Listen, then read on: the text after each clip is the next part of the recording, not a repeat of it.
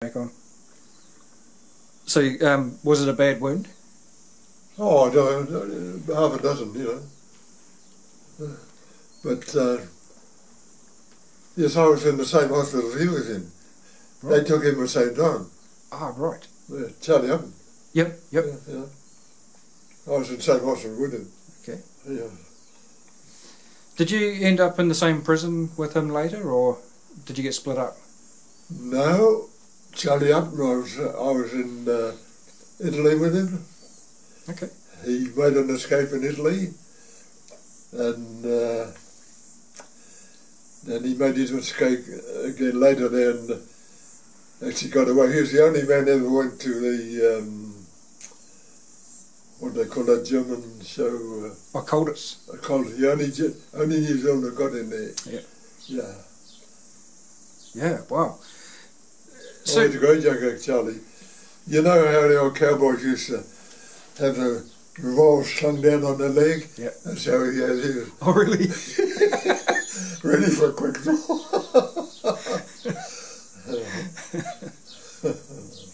It must have been quite inspiring for you guys to have people like that in your battalion, in your companies. And well, the 20th Battalion had the most VCs. Right. We had, what's his name? Jack came to Crete. What's his name? Clive Hume. Clive Holm was in Crete. Yep. He wasn't in the 20th. He wasn't. But that's not Jack. What's his name? Another one was Keith Elliott. He got in the desert. Oh, and I know the one you mean, Jack Hinton. Jack Hinton. Yep. They landed in Greece as reinforcements, and when they got there, the Germans were waiting for them. Right. So they were going to be all taken prisoner, the whole outfit. And he says, bugger this, he says, come on boys, and he sailed into them. And he got shot through the stomach, and wow. Anyway, he got a VC out of it, and he went to England after the war. Jack Hinton, yeah. Right. Yeah. Yes, we had the most VCs there. They came in and from headquarters, there's Jack Hinton, Charlie Upton, two at the same time. Yeah. And word came out from the headquarters, you know, we used to get reports out when this reporter says, we would appreciate it if in future all VCs would be done separately, separately, not combined.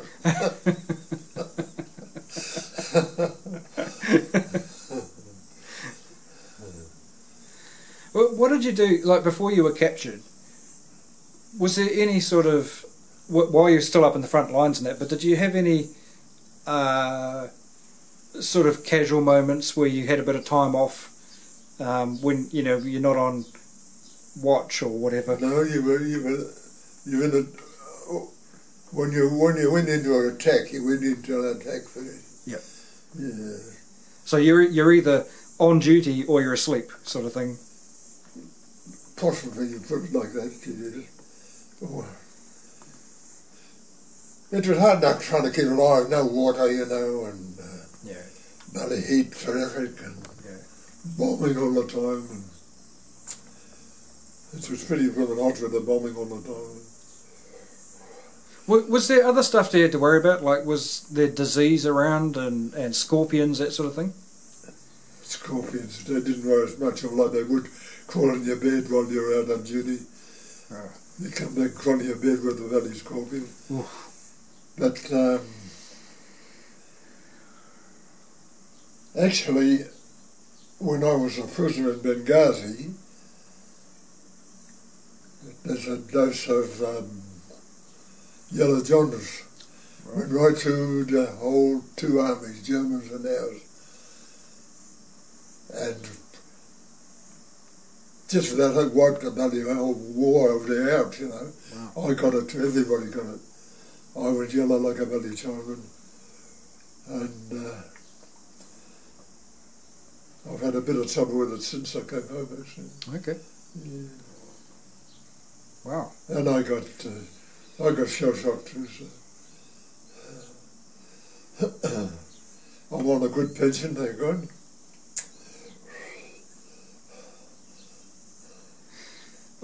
When you were taken prisoner and you were in the hospital, how long were you in the hospital for? Oh, not very long. Only about a week. Okay. And they sent us to a place called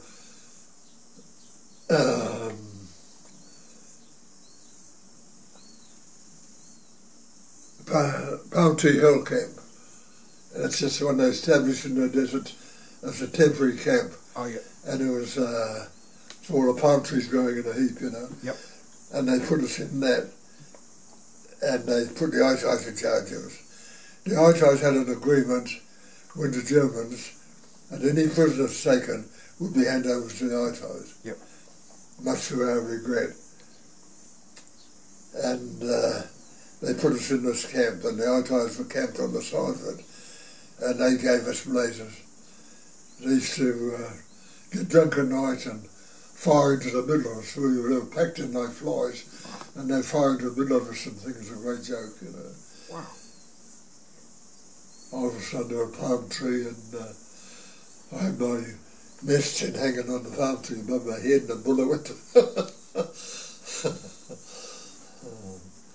Wow. Yeah. And so how long were you in that temporary camp for? To put it all together, it's a year. Okay. But that temporary camp, how long were you there before they moved you on? Oh, I suppose only about a fortnight or so. Oh, yeah. It was pretty rough. But no toilets, only just big hole in the ground.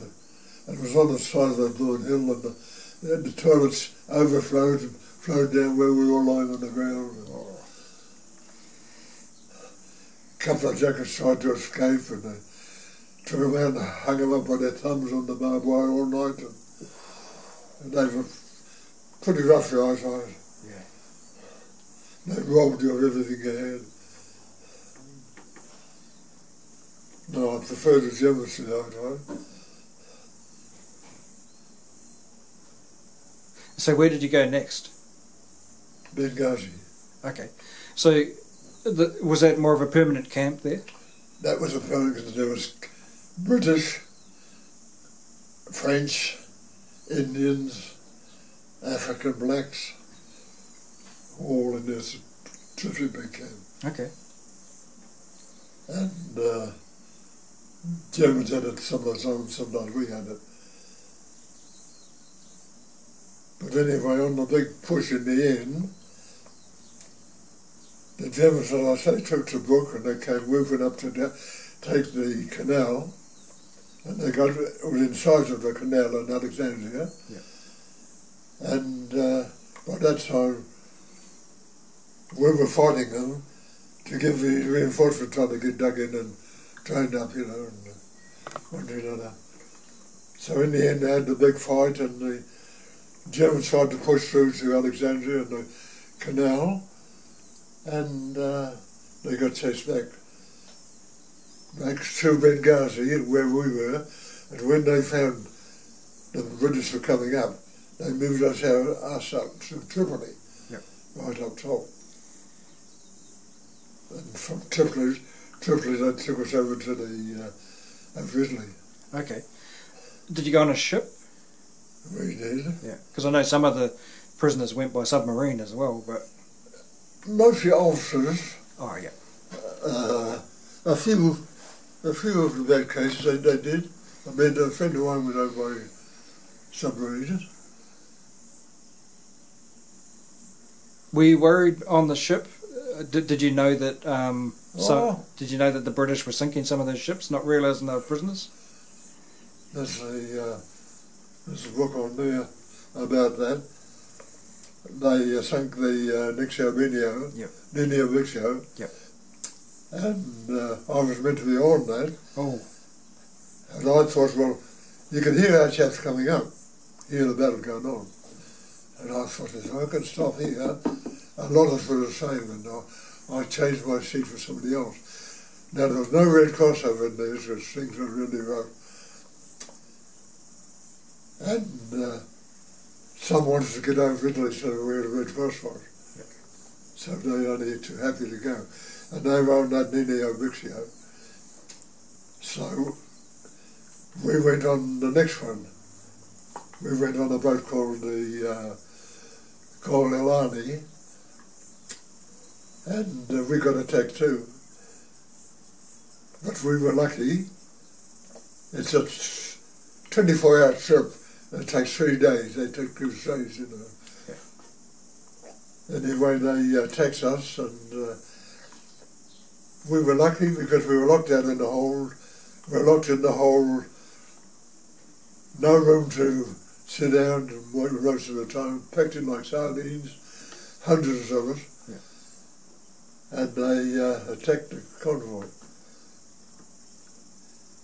And we were lucky because it was British planes, not submarine planes, and they were coming back from an action, and they only had torpedoes on board. Oh, yeah. And when they got to us, they'd used their torpedoes up, so all they could do was drop a few bombs on us and starve us, you know. Yep. And they couldn't do it. They had to pull out and go. Okay. And we got away with it. We were like absolute miracle, you know. Yeah. If they'd had a torpedo or bigger bombs on them, we were just stopped in the middle of the ocean. Just all the ITIs took to the boats, you know. I don't mind in Britain, I was down skiing there. Yeah. They told us before we got on the boat, of every 5 boats that went over, 3 were getting sunk. Wow. And they told us before we get on, they said, if the boat is attacked, you go down with it. Which wasn't very good news. Yes, they said they had us locked down, they had great big, like roller sleepers over the top of the thing, you couldn't get out. Yeah. And one over stuff in this blasted boat, it was a bit of a cow. That's an understatement, I'd say. And then we arrived in Naples, right in the middle of another raid. Just got into the port, and another raid came. Yep. And they took the other things off, and you could see the bombs coming down. That wasn't very good. We were in the boats while they were bombing those. And when we first arrived, we were all in there, and an ITI soldier came on board, you know, looking around and seeing what he could see. And he saw us all in the holes down there, and he chucked a couple of slices of bread down, crushed the bread. Of course, everybody made for it. It's the one day I never got a broken neck, you know, fighting over these 2 pieces of bread. Oh no, it was nasty. You want to read that book? You can read it. You can read it in about half an hour. Okay.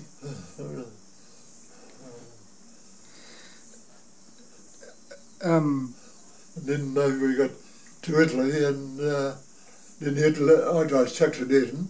We were working in Italy. Yep. On a big hydroelectric works. Okay. And the ITI chucked it in. And we thought, right, they got in touch with us and said, sit down, we'll get you out. So we sat there like idiots. Next morning got up and there's the Germans around us. But a lot of the tanks out of those camps got away. And lots are running around Italy on the loose, you know. Yeah. Some got away back home, but most of them were recaptured. So where was that hydroelectrics work? Pardon? Where was that hydroelectric works? A place called Battalion. Okay. Battalion, it's right on the River Po. Oh, right. Okay, so quite far up. Yes, yes. Yeah. almost at the mountains where you go into Switzerland. Yep. Okay. In fact, my mate, the one that came over on the submarine, he was one that got away, and he got over the mountains into Switzerland and spent a couple of years in Switzerland. All right. His name was Dave too. All right. So, from Naples, how did you get up there? Did they take you in trains, or? Partway train, partway. We went over to Brenner Pass in a train, locked in these boxcars. Yep. We were locked in boxcars for 3 days, standing room only, and they took us right up on the Russian border. And we were up there, and the Russians, of course, came in the war, and they were coming down. Aircraft from England were coming into Europe, and we were in between. So they moved us from up there down into Poland, and Poland were in Poland, and they moved us into central Germany. Okay. That's called Felix-Bostel, and we were relieved there. The crowd that came into from England, you know, the big invasion of Europe, they relieved us. And I was in Scotland in the VE day. Oh, all right. The war was still on, but I was in Scotland VE day. Okay. So what was the German camp like at Felix-Bostel? Felix-Bostel was an anti camp. Oh. Oh no! Wait a minute. That's the one. No, it was the one I was relieved from was the German camp. Yeah. Was that was quite a big camp? Big camp, yeah, great big cookhouses. Yeah. And so it was quite fun there. You know, I think I'd try to read that book because it tells you all about it and that. Okay. I nearly got killed there again. I went out on an expedition looking for food because we ran out of food. And yep. I nearly got shot a second time. All right. So how did you get out to go look for the food? As I say, these people that invaded France, they came up into Felix-Bostel and relieved us. And then you went out looking for food then? No, about the time, just before they came in. Oh, right. Just before they relieved us, yeah. So how did you get out of the camp then, that time? Oh, they came and got us. No, but when you went out to look for food? Oh, well, the local Germans had more or less packed it in. Oh, okay. More or less packed it in, but they were fighting over it. We went right back into the war zone, looking for German food, and we got the food all right, but they just about got us. Yeah. About 5 of us went out looking for food, just about got us. Were you being put onto work parties and sent out to work? In Italy. But not in Germany? No, a lot went out on work parties. Some of the work parties were good. They got on farms. Yeah. In many cases the Germans were away in Russia and they got on well over with their wives and yep. It wasn't that sort of thing. But some of them were in abandoned coal mines and they were working in water up to their belly waist. They never like this because they couldn't stand up. And they were getting back to the camp, to our camp, with no hands. They had these trucks in the mine with them, and they'd wait till the 2 trucks came together and they'd put their hand between it. Right. To get away with it. And they just came back with a hand on. Wow. The Germans could make out why. This was always the left hand. The Jackson used to think, well, I'm going to lose my hand, but I should have left my left one. The left hand. And so would the Red Cross then repatriate them, or would it just stop them from having to work? No, just brought us back to camp again. Right, okay. It's a bit drastic though, isn't it? You've heard of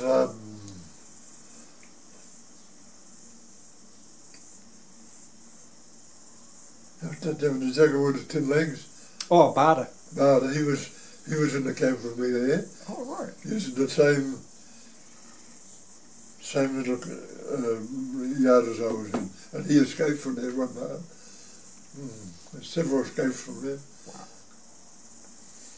Were you ever involved in any of the escape committee's work, or? Well, in a way, I was in a room where they had a tunnel out. That's all in that book too. Mm-hmm.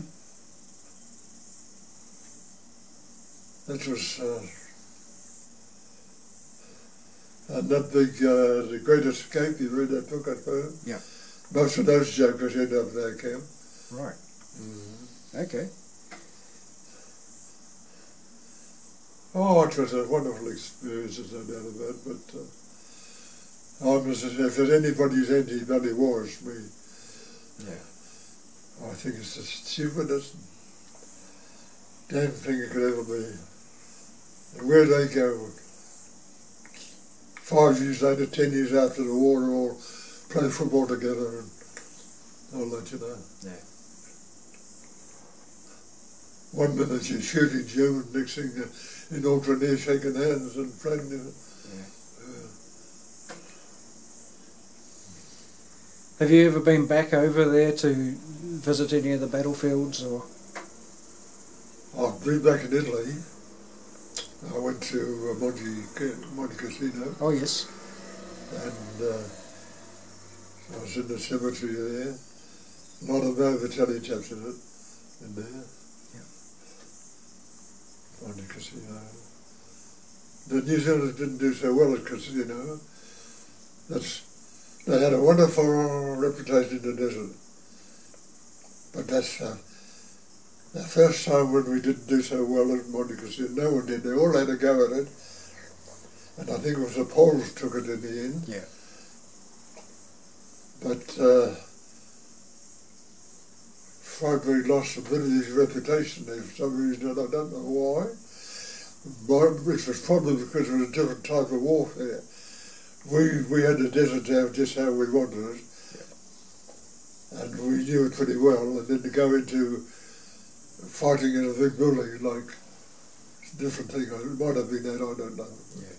Or whether Freiburg wasn't well, I don't know, but he lost a bit of his reputation there. He was given a lot more responsibility and area to cover too, wasn't he? Because at Cassino, he was given a corps rather than just the division. Well, that might be one thing. Yeah. Plus, I think he was made a bit of a scapegoat by the Americans. I think so. Mark Clark blamed him for things that really weren't his decision at all. But yeah, Mark Clark would have been an unusual sort of joker. Yeah. Yes, I think that was the trouble, right? Yeah. That's where Kippenberg lost his feet there. Yeah, that's right. Yes. Kippenberg was a great soldier. Oh, amazing man. Mind you, so was Freiburg. Our generals over there, we had some cook generals there.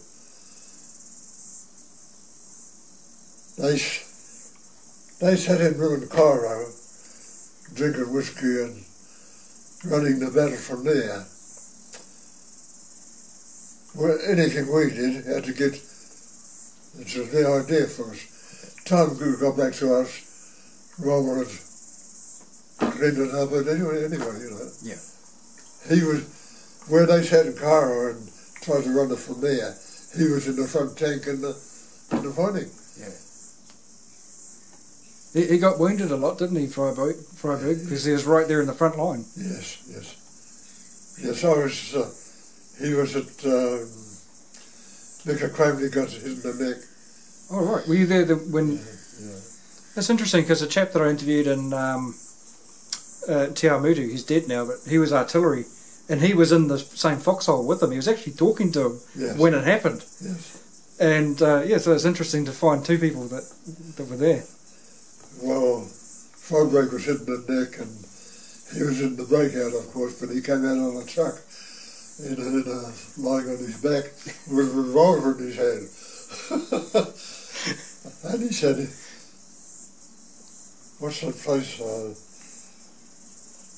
And he said, oh, I said, here's another bloody light brigade. He said, another light brigade. Light brigade, dude. Well, what did you think of the Africa Corps, the German Africa Corps? They were good. They were really... Rommel put out an account, he was asked for an account before he died, of who were the best fighters in the desert. He said the New Zealanders and the Germans. Right. Yes, he said if he'd had the New Zealanders, he said you'd never been chased, you know. He said New Zealanders and Germans were the best fighters of the whole lot. Yeah. No, we had a hell of a good reputation, especially with the Bayonet. Because we didn't have much else, had rifles and bayonets and a few red guns and things like that. Yeah. Did you ever come across much of the locals? I mean, obviously you would have in Cairo, but out further, were there, Bedouin or any Arabs around? Or yes, we used to see them in the desert. Yeah.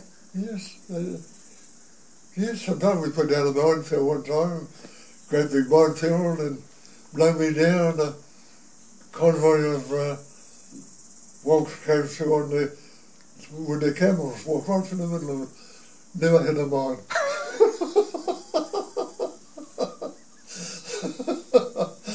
They didn't even know they were there. We sat there and watched them, just waited for them. Wow.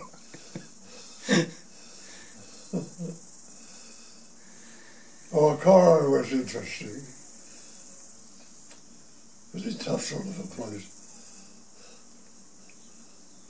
Big rifling in Cairo.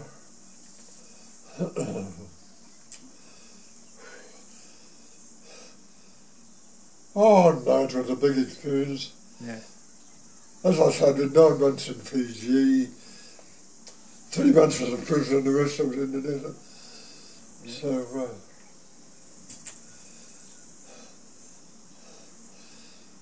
I should have been killed, I suppose, 50 times, 100 times. Yeah. Women, especially in the air raids, Yeah. But in the attacks, we didn't make a claim before the breakout. We were attacked 10 times by the Germans, and 10 times. Wow. And we fought them off each time.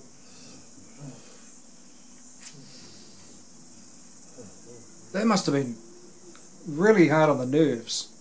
Did people start to break? Was there some that cracked up? Well, there's a lot of Christians in the foxholes. There's a lot of Christians, a lot of people praying. Yeah. When the sea and bomber coming down on your head, there's not much else you can do. But most of the time you're too busy to be worried. Yeah.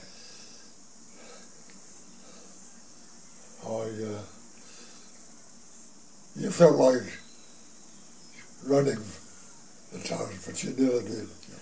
You never let your mate see you anyway. You'd sooner die, So you just walked into it. Expected any second, but you were too busy worried. Even when you see your mates killed next to you, you didn't have time to worry about it. Yeah. When you got back to Cairo after the big push, you had a few beers with you in the nappies there, and you start worrying about them, Yeah. But when it happened at the time, it's likely not you rest your rifle on him to fight back. Right. Yeah.